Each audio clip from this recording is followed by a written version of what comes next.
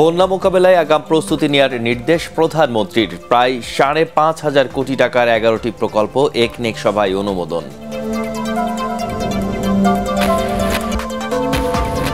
এবং কুমিল্লা কৃষি ও কারিগরি কলেজ গবেষণাগার পরিণত।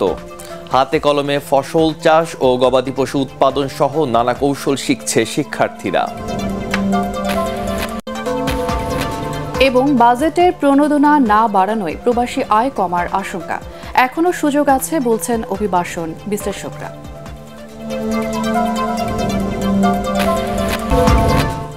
আবারও বন্যায় সিলেটের ৩ জেলায় পানিবন্দী প্রায় ১০ লাখ মানুষ। পাহাড় ধসে বান্দরবান রুমা সড়ক যোগাযোগ বিচ্ছিন্ন, উখিয়ায় ২ জনের মৃত্যু। সরকারি চাকরিতে কোটা পদ্ধতি বাতিলের দাবিতে শাহবাগে অবস্থান শিক্ষার্থীদের। ঢাকা আরিচা মহাসড়ক অবরোধ।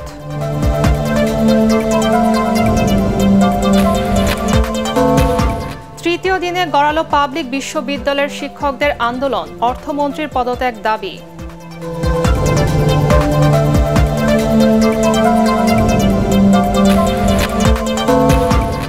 বিশ্ববিদ্যালয়ের শিক্ষক ও কোটা আন্দোলনের উপর ভর করে রাজনীতির মাঠ ঘোলা করার চেষ্টা করছে বিএনপি, বললেন ওবায়দুল কাদের।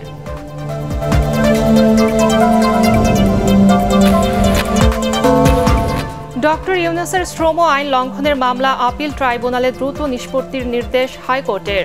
সাজা কখন স্থগিত হয় না, উচ্চ আদালতের পর্যবেক্ষণ। এবং নাটোরে বিএনপির সমাবেশে হামলা, কেন্দ্রীয় নেতা ও জেলা আহ্বায়ক সহ আহত ৭ জন হাসপাতালে।